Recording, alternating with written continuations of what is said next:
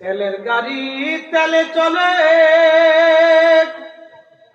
হাওয়ার গাড়ি হাওয়ায় উড়ে, বিনা তেলে চালাই গাড়ি নবী সুলাইমান। আমরা সেই মুসলমান। মুসলমানদের তো অত্যাচারের কোন সীমা ছিল না। কি কঠিন দিন মুসলমানদের কাছে। সেই কঠিন দিন থেকে মুসলমানদেরকে বাঁচানোর জন্য ওলিরা এসেছিলেন। কি কথা বলেন না কেন? কারা এসেছেন? ওলিরা। ওলিদের জমিন, ওলিদের জমিন, ওলিদের জমিন, শাহজালালের জমিন, 360 আউলিয়ার জমিন, 12 আউলিয়ার জমিন, খানজাহান আলীর জমিন, কমরউদ্দিন রুমির জমিন, ওলিদের জমিন, কাদেরিয়া, চিশতিয়া, নকশবন্দিয়া, মুজাদ্দিদিয়া তরিকতের জমিন। ওলিদের জমিন হলো বাংলার জমিন, ওলিদের জমিন। কথা বলেন ঠিক কিনা?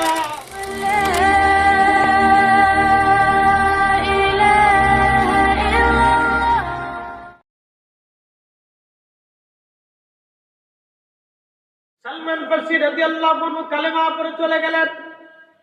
ইহুদি বসে আছে, তিনি বাগানে, দেখি আমার গোলাম সালমান কোথায় গেছে। ইহুদি দেখে সালমান ফারসি বাহির থেকে বাগানে ঢুকে ডাকতে বলল, সালমান কোথায় গিয়েছিল? বলে, মনি মুসলমান মিথ্যা বলে না, আমি নবীর দরজায় যেয়ে কালেমা পড়ে মুসলমান হয়ে গেছি। চিৎকার মেরে জোরে বলেন মারহাবা। তেলের গাড়ি তেলে চলে, হাওয়ার গাড়ি হাওয়ায় উড়ে, বিনা তেলে চালাই গাড়ি নবী সুলাইমান। আমরা সেই মুসলমান। খমনাবাসী কলেগাছিয়াবাসী সালমান ফারসি রাদিয়াল্লাহু আনহু কালেমা পড়ার কারণে ওই ইহুদি সালমান ফারসি রাদিয়াল্লাহু আনহুকে মারতে লাগলেন। একজন বৃদ্ধ মানুষ মারতে মারতে তাকে অনেক প্রহার করলেন, চাবুক দিয়ে পিটাইলেন, রক্তক্ষরণ হলো। এইভাবে প্রত্যেক দিন সালমান ফারসিকে চাবুক দিয়ে পিটানো হয়। খাবার কমিয়ে দেয়া হলো, কাজ বাড়িয়ে দেয়া হলো। বহুদিন এইভাবে চললো, অনেক কষ্ট দেয়া হলো। আজকের কালেমা তখনকার দিনের কালেমা এক কালেমা ছিল না। আজকে তো আযান দিলে কেউ বাধা দেয় না, দেয়নি? মাহফিল দিচ্ছেন, কেউ বাধা দেয় নাই। কিন্তু এমন একদিন এই জমিনে মাহফিল করতে হলে অনেক বাধার সম্মুখীন হতে হয়েছে। বাবারে, চারপাশে উলু উলু ধবনি ছিল। মাহফিল তো দূরের কথা, জমিদারেরা এই দেশে মসজিদ বানাইতেন জন্য 500 টাকা পর্যন্ত তারা নিত। 500 স্বর্ণের দিরহাম তারা নিত, 500 দিরহাম। তার মানে স্বর্ণের 500 টাকা মানে বর্তমানে মিনিমাম হলো 5 কোটি টাকা হবে। জমিদাররা ট্যাক্স নিত, মসজিদ করা অসুবিধা নাই, কিন্তু টাকা দিতে হবে। সেই অত্যাচার গুলি আজকে মাটির সাথে মিশে গেছে। জুলুম, কি কথা কন নাকি? ঠিক না? এই জালিমি প্রথা দুনিয়ার থেকে বিলুপ্ত হয়ে গেছে। ভাই খুব মনোযোগ দিয়ে কথা শুনবেন। জমিদাররা ধ্বংস হয়েছে, ওদের বাড়ি ঘর আজকে শিয়াল আর কুত্তা থাকে।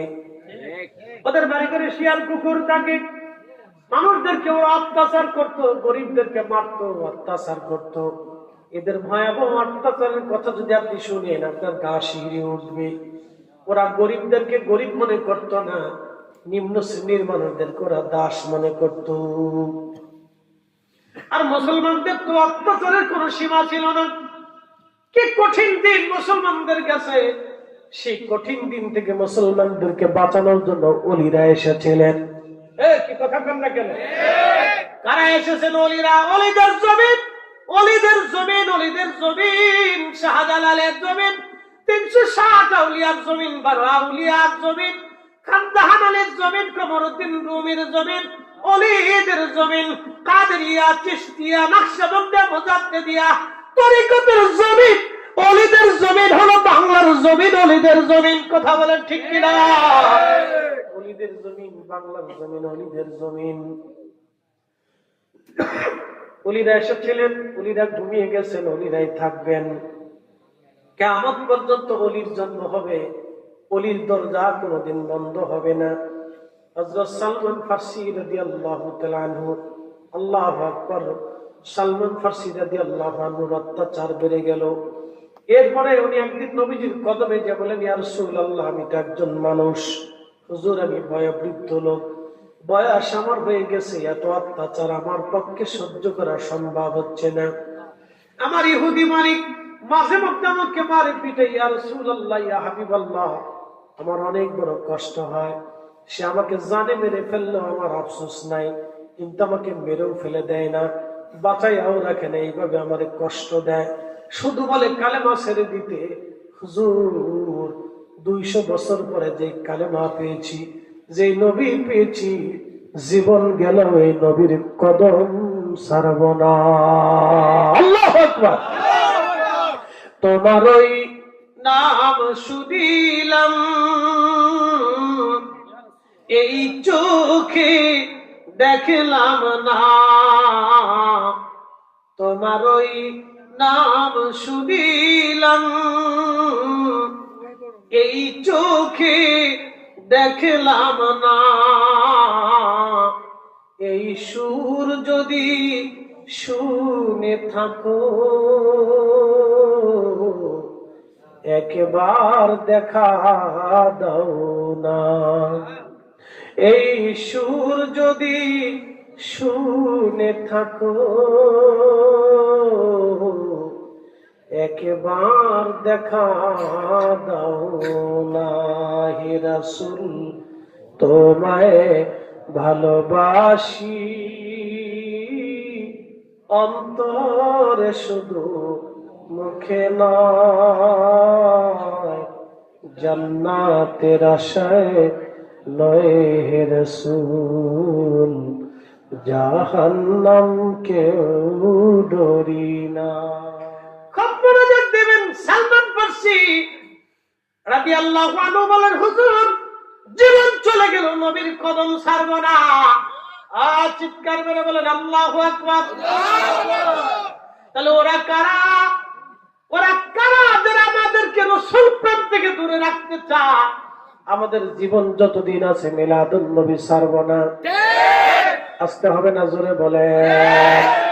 জীবন যতদিন আছে আহলে সুন্নাত ওয়াল জামাত ছাড়ব না, আল্লাহর ওলিদের কদম ছাড়ব না। না না, ছাড়া যাবে না, ছাড়া যাবে না, ছাড়া যাবে না। কারণ আমি কার সাথে বন্ধুত্ব করব? এমন বন্ধু দেশে বহু হয়েছে যারা দোয়া মানে না, আসেনি? এমন বন্ধু দেশে বহু আছে, দোয়া মানে না। যে বন্ধু দোয়া মানে না, দোয়া করে না, ও সাতার বন্ধু দিয়া হবে কি? যে ছেলে বাবা মারা যাওয়ার পরে সন্তানের বাবা মার জন্য দোয়া করে না, ওই পোলাপান রাখার চাইতে কুত্তা পালা ভালো। কালের ফল দেখতে ভালো, উপরে লাল নীল ভিতরে কালো, ওরে সারা জীবন এমনি গেল দয়াল, সারা জীবন এমনি গেল, খাইতে আমরা পারলাম না। যার ভিতরে নাই রাসূলের প্রেম, তার সাথে ভাব রাখো না। ঠিক কি না?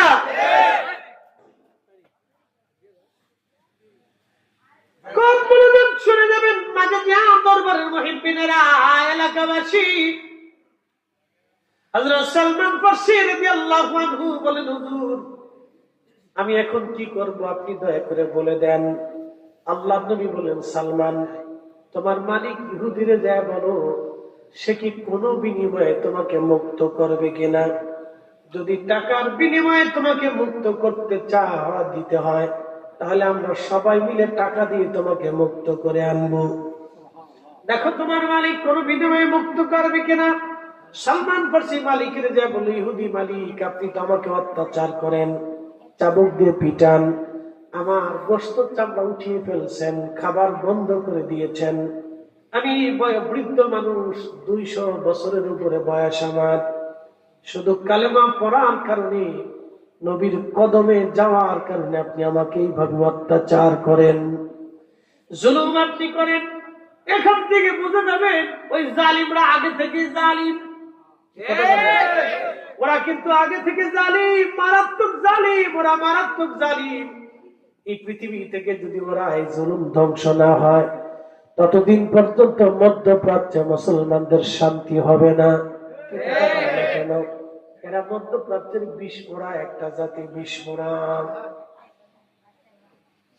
ক্যান্সারের মতো। এরা খুব মনোযোগ দিয়ে শুনবেন। সালমান ফারসি রাদিয়াল্লাহু আনহু মালিককে বলার পর ইহুদি ডাক দিয়ে বলল, সালমান, তোমাকে মুক্ত করে দিতে পারি, কিন্তু শর্ত আছে। বলে, কি শর্ত বলেন? 400 খেজুরের গাছ তুমি লাগাইবা, 400 খেজুর গাছে 1 বছরেই খেজুর ধরবে। একটা খেজুর গাছে যদি খেজুর না ধরে শর্ত বাতিল হবে, আর একটা খেজুর গাছ যদি মরে যায় তারপরও শর্ত বাতিল হবে। 100 খেজুর গাছ? আচ্ছা বলে 400 আম গাছ লাগালে কি 400 বাঁচে? 210টা মারা যায় না? খেজুর গাছে খেজুর ধরতে হবে 1 বছরে, কিন্তু খেজুর তো ধরবে 4, 5, 6 বছর পরে। কথা ঠিক আছে না? 6 বছর পরে থেকে খেজুর ছড়া ধরা শুরু করে একবারে 100, 200, 300 বছর পর্যন্ত খেজুর ধরে। সালমান ফারসি রাদিয়াল্লাহু আনহু মন বেজার করে ফিরে এসে নবীজির দরজায় কাঁদে। নবীজি বললেন, সালমান, কাঁদো কেন? বলে, হুজুর, এমন শর্ত সে আমাকে দিয়েছে যেটা আমার পক্ষে সম্ভব না। কি শর্ত তুমি বলো? তখন সালমান ফারসি বলেন, ইয়া রাসূলুল্লাহ, 400 খেজুরের গাছ লাগাইতে হবে, 400 গাছই বেঁচে যেতে হবে। একটা গাছ মারা গেলে শর্ত বাতিল হবে, এবং 1 বছরে খেজুর যদি না ধরে তাও শর্ত বাতিল হবে। একটা খেজুর গাছে যদি খেজুর না ধরে তাও শর্ত বাতিল হবে। আল্লাহ নবী ডাকতে বলেন, সালমান রে, চিন্তা করিও না, আমি নবী নিজে হাতে তোমার খেজুরের গাছ আমি লাগাই দেব।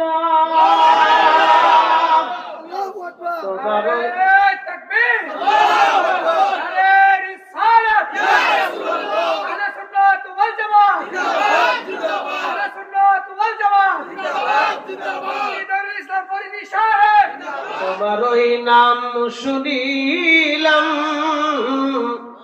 এই চোখে দেখলাম না। তোমার ওই নাম শুনিলাম, এই চোখে দেখলাম না।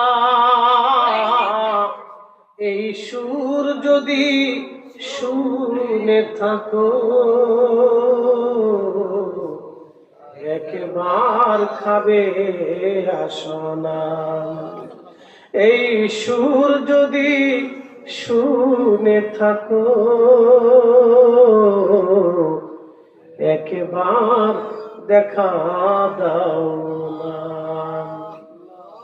আহারে, নবীজি বললেন, সালমান যাও। সাহাবীরা খেজুরের গাছ এনে দিল, গাছ লাগানোর জন্য জায়গা প্রস্তুত করা হলো। আমার নবীজি নিজ হাতে খেজুরের গাছগুলি কাটতে লাগলেন। 399টা গাছ নবীজি নিজে হাতে কাটলেন। একটা খেজুরের গাছ হযরত ওমর বললেন, হুজুর, অনুমতি দিলে একটা গাছ আমি লাগাইতে চাই। নবীজি বলেন, ওমর লাগাও।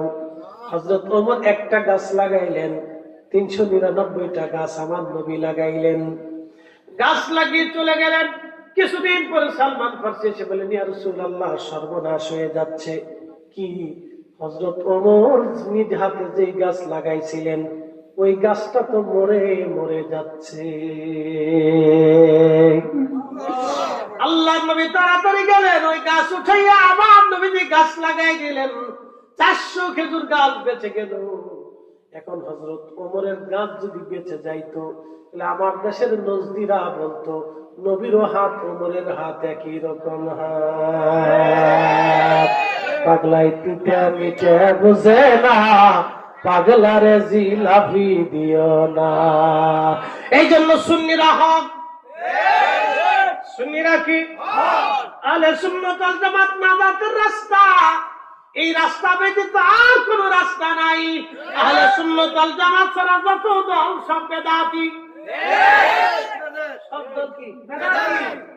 আহলে সুন্নাত ওয়াল জামাত ছাড়া কোন দল নাই, সব দল বাতিল। বন্ধু ভালো করে মনোযোগ দিবেন। হাজিরিন, 400 খেজুর গাছ এক বছরে খেজুরে ফুল এসে গেল, ফল এসে গেল, ফুল আসলো, ফল আসলো, ফুল আসলো, ফল আসলো। সালমান ফার্সি মুক্তি পেয়ে গেলেন। 400 বছর সেই খেজুরের বাগান, 1400 বছর পর্যন্ত সেই বাগান ছিল। এখনো সেই সালমান ফার্সির খেজুরের বাগান আছে। মদিনা মুনওয়ারায় সেই খেজুরের বাগান এখনো আছে। আমি কয়েকদিন আগে মাহে রমজানে ঘুরে আসছি। কুরবানির পরে আবার যাব, আমার সাথে অনেক ভাইরা যাবে। এই উমরার সফরে, হজের পরে আমার সাথে অনেকেই যাবে। আমি আবার যাব ভাইদেরকে নিয়ে। যারা আমার সাথে যাবে তাদেরকে ঘোরাই ঘোরাই দেখাবো মদিনাতুল মুনওয়ারা, আমার নবীজির স্মৃতি বিজড়িত জায়গাগুলি। মদিনায় একটা পাহাড় আছে, পাহাড়ের নাম জবল আবু সিলা, খন্দকের পাহাড়। আল্লাহু আকবার। যে খন্দকের খাল খনন করেছিলেন আল্লাহর নবী, 3 মাইল লম্বা, 10 ফিট চওড়া, 10 ফিট গভীর এই খাল। খন্দকের সেই পাহাড়ে নবীর মসজিদ এখনো আছে। নবীর মসজিদের নিচে আর একটা মসজিদ আছে, সালমান ফার্সির মসজিদ। যেই মসজিদে বসে সালমান ফার্সির যুদ্ধের নেতৃত্ব দিয়েছিলেন ইরানিরা আগে থেকেই সুকৌশলী। ইরানিরা আগে থেকে কৌশলী, ওরা অনেক আগে থেকে কৌশলী এবং খুব বিদ্বান এবং জ্ঞানী। নবী বললেন সহিহ মুসলিমে, সুরাইয়া নক্ষত্রের উপরেও যদি জ্ঞান এবং ঈমান থাকে, তাহলে এই সালমান ফার্সির দেশের মানুষ ওইখান থেকে ঈমান এবং হিকমত জ্ঞান তারা নিয়ে আসবে। মারহাবা। বুঝতে পারছেন? এই ইরানে আগে আহলে সুন্নাত ওয়াল জামাত সুন্নিরা ছিল, এখন যদি শিয়াপন্থী, কিন্তু সুন্নি আছে অনেক। এই সুন্নিদের ভিতর অনেক বড় বড় আলেম, বুজুর্গ ওলিদের জন্ম হচ্ছে ইরানে। বুঝতে পারছেন? অনেক বড় ওলিদের জন্ম ইরানে হয়েছে। খুব মনোযোগ দিবেন হাজিরিন। হযরত সালমান ফার্সি রাদিয়াল্লাহু আনহু সেই খন্দক পরামর্শ দিয়েছিলেন, ইয়া নবী আল্লাহ, খাল খনন করে দেন, কাফেররা যাতে ভিতরে আসতে না পারে। আল্লাহর নবী খাল খনন করলেন, 10 ফিট চওড়া, 10 ফিট ডিপ, বিরাট বড় খাল। এই খাল খনন করতে যে 3000 সাহাবী কাজ করতে লাগলেন। সালমান ফার্সিও আছেন, হযরত আলীও আছেন। হযরত আলী এবং ফাতেমা দুইজনে বসে, যেই মসজিদে বসে যুদ্ধের নেতৃত্ব দিয়েছিলেন, খন্দকে সেই মসজিদটাও এখনো আছে। আমার নবীর একটা মসজিদ, সালমান ফার্সির একটা মসজিদ, আল্লাহ হযরত আলীর আর একটা মসজিদ। এর পিছনের একটা পাহাড় আছে জাবাল আবু সিলা। এই পাহাড়ের সামনে নবীর সাহাবী হযরত জাবের রাদিয়াল্লাহু আনহুর বাড়ি। হযরত জাবের রাদিয়াল্লাহু আনহুর বাড়ি জাবাল আবু সিলা, সেই পাহাড়, যে পাহাড়ে 3 দিন 3 রাত পর্যন্ত আমাদের নবী সিজদার মধ্যে পড়ে, খাওয়া দাওয়া বাদ দিয়ে ক্ষুধার্ত থেকে 3 দিন পর্যন্ত সিজদায় পড়ে কেঁদেছিলেন। আহারে, ওই পাহাড়ের গুহার মধ্যে নবীজি সিজদায় পড়েছিলেন। একাধারে 3 দিন 3 রাত পর্যন্ত সিজদায় পড়েছিলেন।